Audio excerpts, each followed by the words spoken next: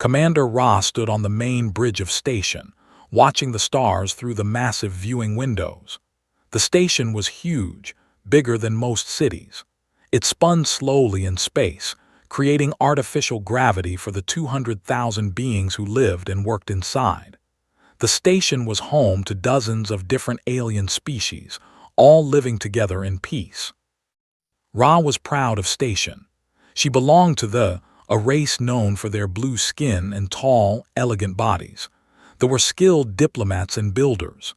They had helped create the Galactic Confederation, a group of peaceful species that worked together to explore space and share knowledge. Today felt like any other day. Scientists worked in their labs, studying new discoveries.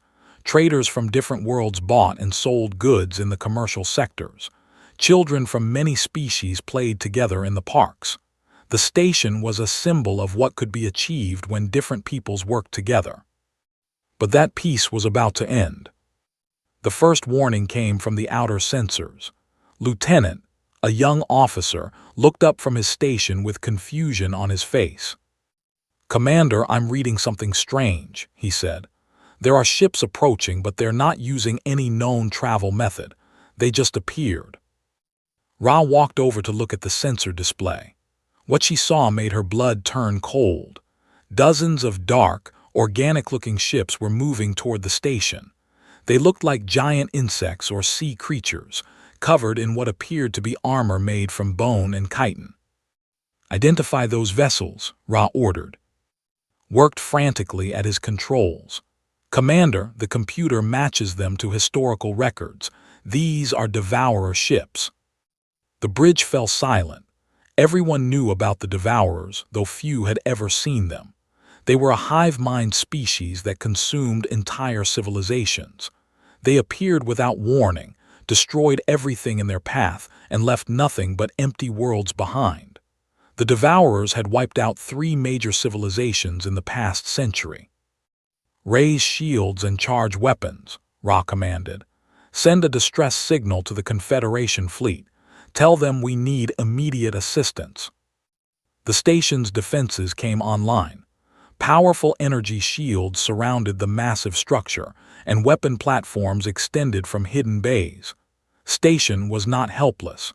It had been built with strong defenses just in case. But the Devourers had something the defenders did not expect. As soon as the enemy ships came within range, they fired a strange weapon. It was not an energy beam or projectile. Instead, it seemed to reach out with invisible fingers and touch the station's technology. Immediately, the shields flickered and died. The weapon systems went offline. Even the lights dimmed as power systems struggled to function. "What happened?" Ra shouted. "Unknown, Commander," replied, fear clear in his voice. "All our systems are failing. It's like something is eating our technology from the inside." The Devourer ships moved closer. Now the people on the station could see them clearly. The ships were alive, growing, and changing shape as they moved. Strange tentacles reached out from their hulls, tasting the space around them. Worst of all, the ships were huge. The smallest was 3 times the size of the station's largest defensive ships. "Status on the distress signal?" Ra asked. The communications officer, a reptilian saurian named Clickhiss, shook his head sadly. "We managed to send it before the systems failed, but the responses are not good. The Third Fleet is 3 days away and already fighting Devourers in the Rigel system. The Fifth Fleet was destroyed last week. The Defense Force says they cannot abandon their positions." More responses came in, each one worse than the last. The Confederation was fighting Devourer attacks across the galaxy. Every available ship was already in battle or destroyed. There were no reinforcements coming. "How long do we have?" Ra asked. The tactical officer, a tall, thin being called Whispersong, studied the approaching ships. "Based on their approach speed and our defensive capabilities, perhaps 72 hours. Maybe less if they bring more ships." Ra felt the weight of responsibility settle on her shoulders. She was in command of 200,000 lives, and there was nowhere to run. The The station's transport ships could not evacuate everyone before the Devourers arrived. Even if they could, the enemy ships would simply hunt them down in open space. The first Devourer ship reached the station's outer hull. It did not use docking ports or airlocks. Instead, it attached itself directly to the metal skin of the station and began to cut through with what looked like acid. Alarms began sounding throughout the station as atmosphere started to leak from the breach. "Security teams to Section 7, Ra ordered. Prepare to repel boarders." But when the breach was complete and the first Devourer warriors emerged, the security teams were not prepared for what they faced. The Devourers were not like any known species. They stood on two legs like many aliens, but their bodies were covered in a hard shell. They had too many arms, each ending in sharp claws. Worst of all, they moved with perfect coordination, as if controlled by a single mind. The station's security forces fought bravely, but their energy weapons barely scratched the Devourer armor. The aliens cut through defensive positions like they were made of paper. Within an hour, they had captured 3 entire sections of the station. More Devourer ships attached themselves to the hull. Each breach brought more warriors, and each warrior was perfectly adapted for killing. Some were small and fast, designed to hunt down fleeing civilians. Others were massive and strong, built to smash through armored barriers. All of them shared the same cold, calculating intelligence. As reports came in from across the station, Ra realized the horrible truth. The Devourers were not trying to destroy station quickly. They were harvesting it slowly, section by section. They wanted the people alive, at least until they could be processed and consumed. "Commander," said quietly, "I've been monitoring all communication channels. No one is coming to help us. We're alone." Ra looked out at the stars one more time. Somewhere out there, the forces of civilization were fighting and dying. But here, on this station, she was all that stood between 200,000 innocent beings and complete destruction. She had 72 hours to find a miracle. But miracles, she knew, were very rare in the cold darkness of space. The situation on station grew worse by the hour. The Devourers had taken control of 6 sections, and their advance showed no signs of slowing. Every attempt to fight back failed. The alien invaders seemed to know exactly how to counter every defensive strategy the station's forces tried. Commander Ra had moved her command center to the inner core of the station, where the heaviest armor provided some protection. Around her, officers from different species worked desperately to coordinate the defense, but everyone could see the truth in their faces. They were losing. "Section 12 has fallen," reported Clickhiss, his reptilian features tight with stress. "The Devourers broke through our barricades in less than 20 minutes. "What about the civilian evacuation?" Ra asked. "We've moved everyone from the outer rings to the inner sectors," replied Whispersong. "But we're running out of safe areas. The Devourers are not just taking territory, they're taking people." The reports were disturbing. Witnesses who had escaped from captured areas told stories of Devourers dragging away living beings. The aliens seemed to prefer their victims alive and unharmed. Nobody wanted to think about why. Dr. Oss entered the command center, moving slowly on his 4 legs. The elderly was the station's chief historian, and his orange fur had turned gray with age. He had been helping to treat wounded civilians in the medical bay, but now he approached Ra with a thoughtful expression. "Commander," he said in his soft, whispering voice, "may I speak with you privately?" Ra was busy coordinating defenses, but something in the old scholar's voice made her pause. She led him to a quiet corner of the command center. "What is it, Doctor?" she asked. Oss pulled out a small data pad covered with ancient symbols. "I've been thinking about our situation. We've sent distress calls to every known fleet in the galaxy, correct?" "Yes, and you know the responses. No help is coming." "But what about unknown fleets?" Oss asked. "What about species we haven't contacted?" Ra frowned. "Doctor, We have records of every space-faring civilization in the galaxy. The Confederation has been mapping and contacting new species for centuries." "Not every species," Oz said quietly. "Commander, how much do you know about the old legends, the stories from before the Confederation was formed?" "I don't have time for stories, Doctor." "Please, just listen." Oz activated his data pad, showing symbols and text in dozens of ancient languages. These are records from civilizations that existed thousands of years ago. Many of them mention the same thing, a species that appeared during the darkest times when all hope was lost. Despite the urgency of the situation, Ra found herself listening. Oz had always been reliable, and his knowledge of history had helped solve problems before. "They called them many names," the historian continued. "The warriors from beyond, the guardians of the lost, the Iron Souls, but the most common name appears in over 40 different languages. They called them humans." Humans? Ra had never heard the word before. According to these records, they came from the edge of the galaxy, or perhaps from beyond it entirely. They used strange technology and fought in ways that other species found impossible to understand. Most importantly, they had a habit of appearing when civilizations were about to be destroyed. Oz showed her images carved in stone and metal. They showed tall, bipedal figures in what looked like armor, standing over the bodies of monsters. In every image, the humans seemed to be protecting other species. "Doctor, these are just legends, ancient stories told by primitive civilizations." "Perhaps," Oz admitted. "But Commander, I have been studying these stories for 50 years, and 15 years ago I began to detect something."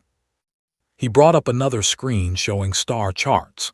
Long-range sensors occasionally pick up energy signatures from the deep dark, the empty space between galactic arms. The signatures don't match any known technology, and they appear and disappear without warning. "Space is full of unknown energy readings, Doctor." "Not like these." Oz zoomed in on a specific region of empty space. "These signatures appear in patterns. They suggest large ships moving in organized formations. Something is out there, Commander. Something that doesn't want to be found." An explosion shook the station, interrupting their conversation. Through the command center's windows, they could see Devourer ships attacking another section of the hull. "We've lost Section 15, Clickhis reported. "They're getting closer to the residential areas." Ra looked at the tactical display. The Devourers controlled a third of the station now, and their advance was accelerating. At this rate, they would reach the command center within 24 hours. "Doctor," she said quietly, "even if these humans exist, how would we contact them? You said yourself they don't want to be found." Oz pulled up coordinates on his data pad. 3 months ago, our deep space scanners detected one of these energy signatures here. He pointed to a region of space that appeared completely empty. "If I'm right, if humans really do watch from the deep dark, they might have listening posts." "You want me to send a message into empty space, based on ancient legends?" "Commander," Oz said, his orange eyes meeting hers, "what other choice do we have?" Another explosion, closer this time. The lights flickered as Devourer bioweapons interfered with the station's power systems. Through the communication system, they could hear the sounds of battle echoing through the corridors. Ra looked around the command center. Her officers were brave and skilled, but they were fighting an enemy they couldn't defeat. Every hour brought the Devourers closer to the civilian population. Children and elderly beings who had never hurt anyone were counting on her to save them. "What would this message say?" she asked. Oz had already prepared it. According to the legends, humans respond to simple requests for help. They don't care about politics or payment. They just care about protecting the innocent. "Fine," Ra decided. "But we send it from here, from the command center. If the Devourers detect the transmission, we'll be their next target." "I understand, Commander." Ra walked back to her command station. Click hiss, prepare to transmit on all frequencies toward the following coordinates. She read off the numbers Os had provided. Commander, those coordinates point to empty space, Click hiss said. I know, transmit anyway. The reptilian officer programmed the coordinates into the communication system. Ready to transmit, Commander. What's the message? Ra thought carefully. If humans were really out there, if they really helped people in desperate situations, what would they need to hear? Transmit this, she said. To anyone who might be listening in the deep dark, this is Commander Rav's station. We are under attack by the Devourers. We have 200,000 civilians and no way to evacuate them. Our defenses have failed. No help is coming from the Confederation. If the legends are true, if humans really exist and protect those who cannot protect themselves, please hear us. We are not asking you to die for us, but if you can help, we need you now. Message transmitted, Commander, Click hiss reported. Ra stared at the tactical display, watching the Devourers advance. She had just sent a desperate plea into empty space, based on ancient stories that might not even be true. It was probably the most foolish thing she had ever done as a commander. But as another section of the station fell to the alien invaders, she found herself hopping that somewhere in the darkness between stars, someone had heard them. 18 hours had passed since Commander Ra sent her message into the darkness. 18 hours of watching the Devourers slowly consume her station. They now controlled half of station, and their advance had not slowed. The command center had become a desperate refuge filled with wounded officers and frightened civilians. Medical staff worked constantly to treat people injured in the fighting, while engineers tried to keep the remaining systems running. The air recycling was failing in some sections, and food supplies were running low. Status report, Ra asked, though she dreaded the answer.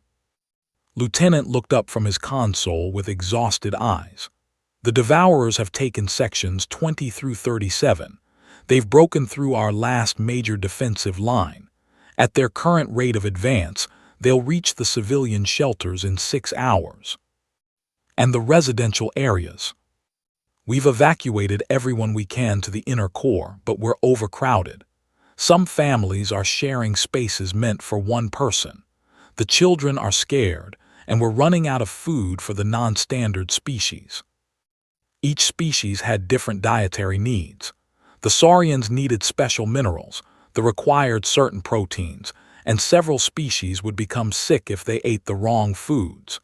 Managing supplies for 200,000 beings from dozens of different worlds was nearly impossible under normal circumstances. During a siege, it was becoming a nightmare. Dr. Os approached Ra's station. The old historian looked even more tired than before. Commander, I've been monitoring the communication arrays. There's been no response to our message. I didn't expect one, Doctor, Ra replied, but thank you for trying. Perhaps the legends were wrong, Os said sadly. Perhaps humans never existed, or perhaps they're all gone now. A new alarm began sounding. Whisper Song looked up from the tactical display with confusion on her pale features. Commander, I'm detecting something very strange. There's a massive energy buildup in the space near our station. Another Devourer ship, Ra asked. No, this is different. The energy pattern doesn't match anything in our database. It's like space itself is tearing apart. On the main viewing screen, the stars began to shift and distort. The darkness between them seemed to ripple like water. Then, with a flash of light that made everyone shield their eyes, space split open. What emerged was a ship unlike anything they had ever seen. It was huge, easily as large as the biggest Devourer vessels, but its design was completely alien. Where Devourer ships looked organic and grown, this ship looked built and forged. Its hull was dark metal covered with angular plates that seemed to absorb light. Weapons jutted out from every surface, and strange energy fields flickered around its edges. Most disturbing of all, the ship looked damaged. Scars covered its hull, and some sections appeared to have been repaired with different materials. This was a vessel that had seen many battles. "What is that?" whispered. Before anyone could answer, the communication system crackled to life. A voice spoke in perfect galactic standard, but with an accent none of them had heard before. It sounded sharp and precise, like metal striking stone. "Station, this is Captain Sarah of the Terran expeditionary ship Indomitable. We received your transmission. Beginning rescue operations immediately." The command center fell silent. Terran was an unknown word, but the implication was clear. "Did she say Terran?" Dr. Oss asked in amazement. "In the old languages, Terra means Earth. She's human." Commander Ra found her voice. "Unknown vessel, this is Commander Ra. Be advised, you are facing a full Devourer fleet. Our sensors count 47 enemy ships, including 3 mothership-class vessels. You should retreat and call for reinforcements." The human captain's response came immediately. "Commander Ra, we appreciate the warning, but humans don't retreat when civilians are in danger. Indomitable out." What happened next? Everything. The aliens thought they knew about space combat. The human ship did not attempt to position itself defensively or call for backup. Instead, it accelerated directly toward the largest group of Devourer vessels. Its weapons began firing while it was still far out of normal combat range. The weapons themselves were strange.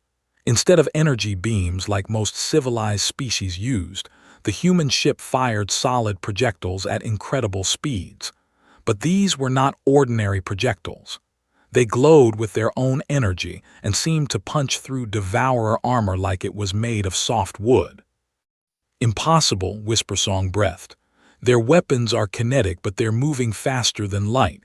How is that possible?" The Devourers responded as they always did. The nearest ships turned toward the human vessel and fired their bioweapons. The same energy-draining attack that had disabled Station's defenses reached out toward the Indomitable. The human ship systems flickered for a moment, then came back online stronger than before. "Their technology is adapting," reported in amazement. The Devourer weapon affected them for maybe 3 seconds, then their ship compensated. Captain's voice came over the communication channel again, but this time she was talking to her own crew. The aliens could hear the background noise of a ship in combat. "Engineering, reroute power from the recreational systems to the forward guns. Navigation, bring us into knife-fighting range. Marines, prepare for boarding operations." "Did she say boarding operations?" Clickus asked. "No one boards Devourer ships. The biocontamination alone would kill any known species." The human ship reached the Devourer formation and did something that made every alien on the station gasp in shock. Instead of maintaining distance and firing from safety, the Indomitable flew directly into the middle of the enemy fleet. Human weapons fired in every direction. The ship spun and twisted through space like a dancer, avoiding enemy fire while delivering devastating attacks of its own.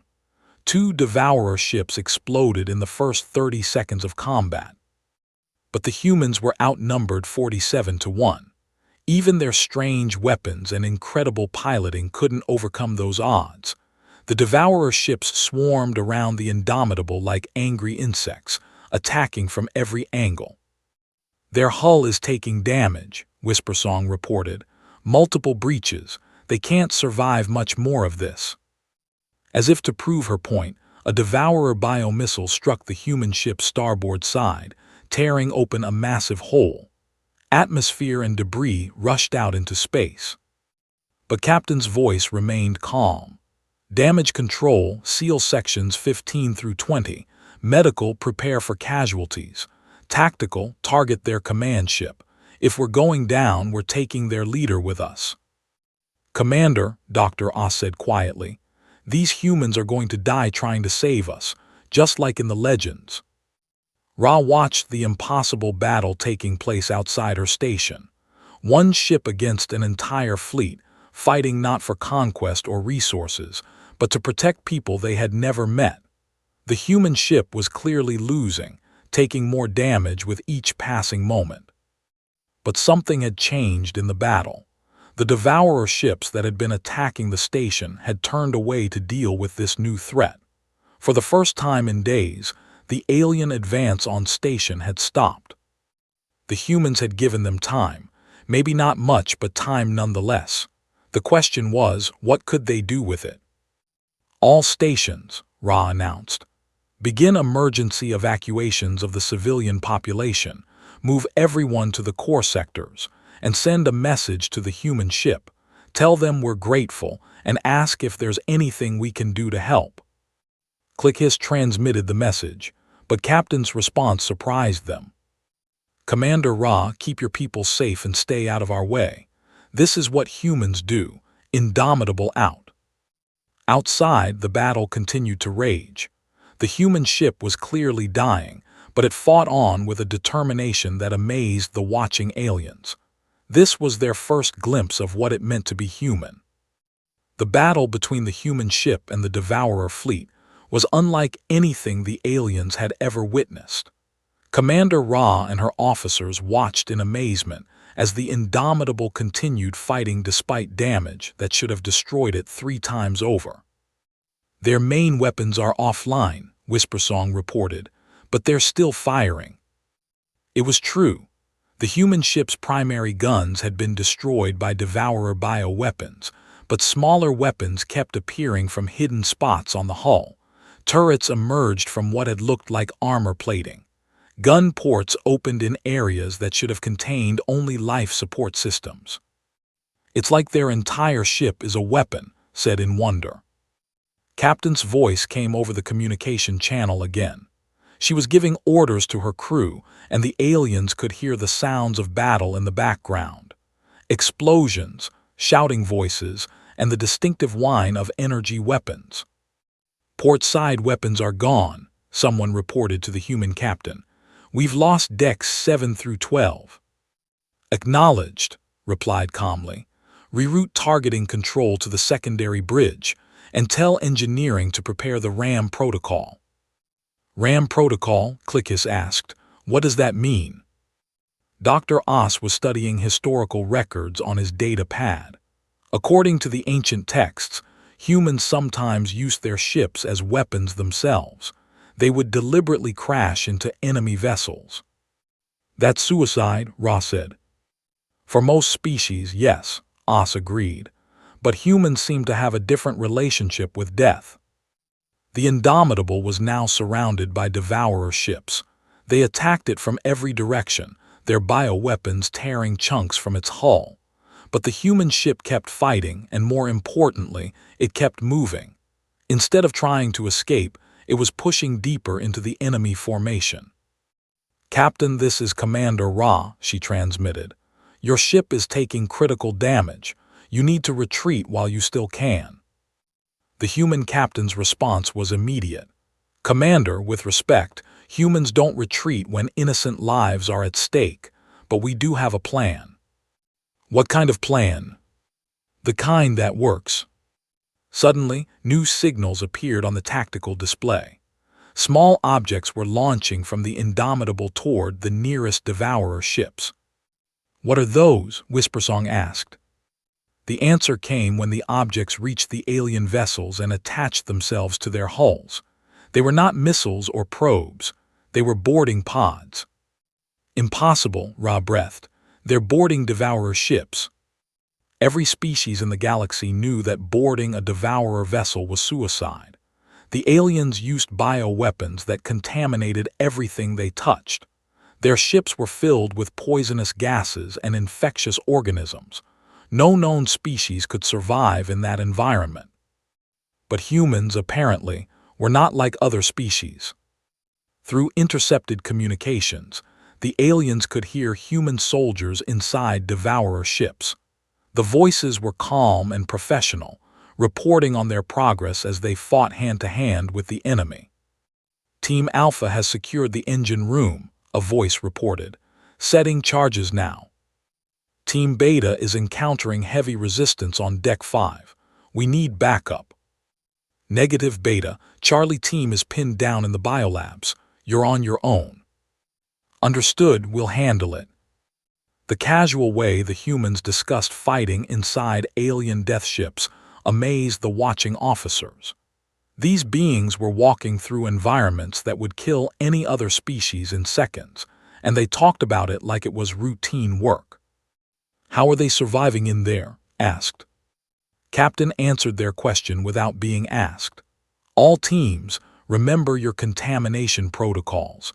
Stay in your suits and watch your air supplies. We've got 30 minutes before the biofilters fail. The humans were fighting in sealed armor that protected them from the Devourer environment. But even with protection, what they were doing was incredibly dangerous. The first Devourer ship exploded from the inside. Then, a second. Human boarding teams were destroying the alien vessels from within, using tactics that no other species had ever imagined. But the cost was becoming clear. The Indomitable was dying. Atmosphere leaked from dozens of holes in its hull. Entire sections had been torn away by enemy fire. The ship was staying together through engineering skill and pure determination. Captain, Ra transmitted. You've done more than enough. Please save your ship and crew. We'll understand if you have to withdraw. Commander replied, humans have a saying, we don't leave anyone behind. That includes people we've never met. The human ship had reached the center of the Devourer formation, where the largest alien vessel waited. This was the mothership, a massive bioconstruct the size of a small moon. Its hull pulsed with alien life, and weapons grew from its surface like cancer. All teams, this is the captain, announced. We're beginning the final phase. Engineering, I need everything you've got. Captain, a voice replied, if we give you full power, the reactor containment will fail. The ship will be destroyed. I know, said simply, do it anyway. Understanding struck Ra like a physical blow. The humans weren't trying to escape. They were preparing to sacrifice their entire ship to destroy the Devourer mothership. Captain, you can't do this, she transmitted desperately. There has to be another way. Commander replied, sometimes there isn't another way. Sometimes you have to choose between what you want to do and what needs to be done. The Indomitable's engines flared brighter than stars. The ship accelerated toward the Devourer mothership, its remaining weapons firing continuously. Devourer defenders tried to stop it, but the human vessel had become unstoppable. All hands, this is the captain, announced to her crew. It's been an honor serving with you. Tell Earth we kept the promise. The human ship struck the Devourer mothership at the exact center of its mass. For a moment, nothing happened. Then the Indomitable's reactor core detonated. The explosion was visible from 3 star systems away.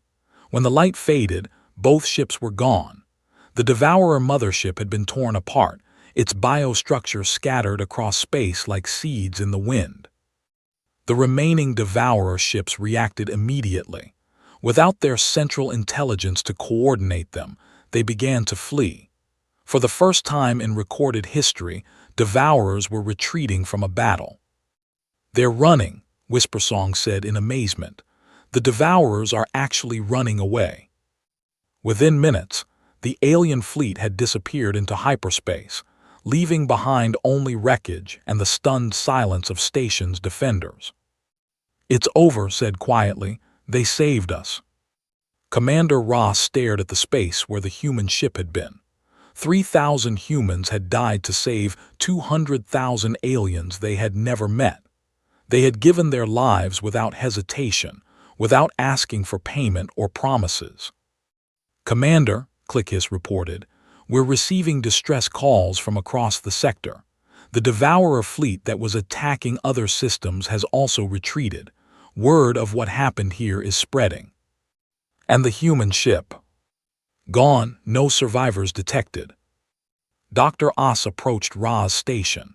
The old historian had tears in his orange eyes. The legends were true, Commander. Humans do exist, and they are everything the stories said they would be. Ra nodded slowly. She was beginning to understand that this day had changed more than just the fate of Station. The galaxy had just learned that humanity was real and that they were willing to die to protect others. The question now was what would happen when the rest of the human fleet arrived. 3 days after the battle, rescue ships from across the galaxy arrived at Station. The news of humanity's sacrifice had spread through the communication networks, and everyone wanted to help the survivors. Medical ships brought doctors and supplies. Engineering vessels came to repair the damage. Military ships arrived to protect the station in case the Devourers returned. Commander Ra stood in what remained of the main observation deck, watching the recovery efforts. The station was slowly coming back to life. Families were returning to their homes in the sections that hadn't been damaged. Children played in the parks again, though they stayed closer to their parents now. But the cost had been terrible. Nearly 10,000 beings had been killed or taken by the Devourers before the human ship arrived. Entire sections of the station would need to be rebuilt, and somewhere in the wreckage floating outside, pieces of the ship called Indomitable drifted in the darkness. "Commander," Dr. Oss approached, carrying a data pad filled with new information. "I've been studying the wreckage of the human ship. What I've found is remarkable." "What kind of remarkable, Doctor?" "Their technology is not more advanced than ours in the traditional sense," Oss explained. "In many ways, it's actually more primitive, but it's designed completely differently." He showed her images of recovered components from the human ship. "Look at this power coupling. An engineer would design it for maximum efficiency and long service life. The human version is half as efficient and wears out quickly, but when it fails, it can be repaired with basic tools in minutes." "I don't understand. Why would they want inferior technology?" "Because they're not trying to build the best possible ship," Oss said. "They're trying to build a ship that can keep fighting no matter what happens to it. Every system has backups. Every backup has alternatives. The entire design philosophy is based on never giving up." Dr. Oss brought up more images. "Their weapons are another example. We use energy beams because they're precise and clean. Humans use kinetic projectiles because they work even when their power systems are damaged. Their armor isn't the strongest available, but it can be repaired with metal salvaged from destroyed enemy ships. They built their ship assuming it would be damaged. They built their ship assuming everything would go wrong, and then designed ways to keep fighting anyway." Lieutenant approached them with his own report. "Commander, we've been analyzing the communication logs from the human ship. We managed to recover some of their internal transmissions." "What did you find?" "The crew of the Indomitable was not expecting to survive this mission," said quietly. "Captain, orders from their command structure were very clear. Save the civilians at any cost, including their own lives." The young officer showed them a fragment of communication between Captain and her crew. The human captain's voice was calm as she explained the situation to her people. "We're outnumbered," N's voice said. "Command estimates our survival chances at less than 5%, but 200,000 innocent beings will die if we don't act. I'm asking for volunteers." Another voice, younger and eager, replied immediately. "Captain, you don't need to ask. We're all volunteers. That's what humans do." Ra felt a chill as she realized what she was hearing. The entire human crew had known they were flying to their deaths, and they had done it anyway. "There's more, Commander," continued. "We've been tracking the trajectory of the ship before it arrived here. It didn't come from any known human colonies or bases." "Where did it come from?" "The deep dark, just like Dr. Oss predicted, but not from the edge of our galaxy. The Indomitable came from the void between galaxies." Dr. Oss activated his data pad again, showing star charts that stretched far beyond known space. "I've been researching this since the battle. The legends were incomplete, Commander. Humans aren't from the edge of our galaxy. They're from outside it entirely." That's impossible. Nothing can survive in intergalactic space. Nothing we know of, Os corrected. But humans have been out there for thousands of years. According to the historical records, their home world was destroyed long ago. Since then, they've been traveling through the darkness between galaxies. The implications were staggering.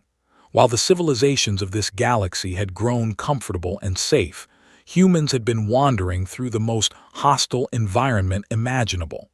They had learned to survive where nothing else could live. That explains their technology, Ra realized. They're not trying to build the most efficient ships. They're trying to build ships that can cross the void between galaxies. Exactly, Os agreed. And that's why they fight the way they do. When you've survived in the deep dark for centuries, fighting devourers probably seems routine. A new alarm sounded, but this time it wasn't an attack warning. Clickhiss looked up from his communication station with excitement in his eyes. Commander, we're detecting ships approaching. Large ships, using the same space-folding technology as the Indomitable. Ra felt her heart race. Devourers. Negative. They're responding to our communications with human identification codes. Through the observation deck windows, space began to ripple and fold. One ship emerged, then another, then another. Soon, an entire fleet hung in the darkness around station. The ships were similar to the Indomitable, but each one was different. Some were larger, built for long journeys. Others were smaller and faster. All of them bore the scars of countless battles. The communication system activated, and a new voice spoke. This one was older than captains, with the weight of command and experience. Station, this is Admiral Wright of the Terran Expeditionary Force. We've come to retrieve our people and offer assistance. Admiral Wright, Ra replied. I'm Commander Ra. We're grateful for your arrival, but I'm afraid your people. Captain and her crew died saving us. We know, Commander. We monitored their final transmission. Sarah was a good captain and a better human. Her crew died with honor. There was a pause, then the human admiral continued. Commander, we'd like to request permission to recover our people and salvage what we can of the Indomitable, but we also have a proposal. What kind of proposal? For the past 3,000 years, humans have been alone in the deep dark. We've watched over the galaxy from the outside, helping where we could but never making contact. The time for hiding is over. Dr. Os whispered in amazement. They've been protecting us all this time. Admiral Wright continued. Commander Ra, humanity would like to open formal relations with the Galactic Confederation. We have knowledge of threats that exist beyond your borders and technologies that might help defend against them. In return, we ask only for the right to call this galaxy home again. Ra looked out at the human fleet. These were the descendants of a dead world, wanderers who had spent in the darkness between stars. They had learned to fight in ways that other species couldn't imagine, and they had dedicated themselves to protecting others. Admiral Wright, she replied, I don't have the authority to speak for the entire Confederation, but I can tell you that after what your people did here, I believe you'll find a warm welcome. Thank you, Commander. We'll begin recovery operations and wait for your government's response. As the human ships began their work, Dr. Os approached Ra one final time. Commander, I've been thinking about what this means for the galaxy. What do you think it means, Doctor? For thousands of years, we've built our civilization on the idea that conflicts should be resolved peacefully. We've created a society where war is rare and violence is discouraged. But we've also created a society that couldn't defend itself against the devourers. Os gestured toward the human fleet. These people have spent centuries learning to fight and survive in the worst conditions imaginable. They're what we need to balance our strengths. You think humans will change us? I think we'll change each other, Os replied. Humans will learn from our diplomacy and science. We'll learn from their determination and courage. Together, we might become something better than either could be alone. Commander Ra watched as human recovery ships carefully collected the remains of the Indomitable and her crew. Captain and her people would be honored as heroes throughout the galaxy. Their sacrifice had not only saved Station, but had begun a new chapter in galactic history. Outside, in the darkness between stars, more human ships were already moving toward known space. Humanity had returned from the void, and they brought with them the hard-won wisdom of those who had survived where no one else could. The galaxy would never be the same, and perhaps Ra thought that was exactly what it needed.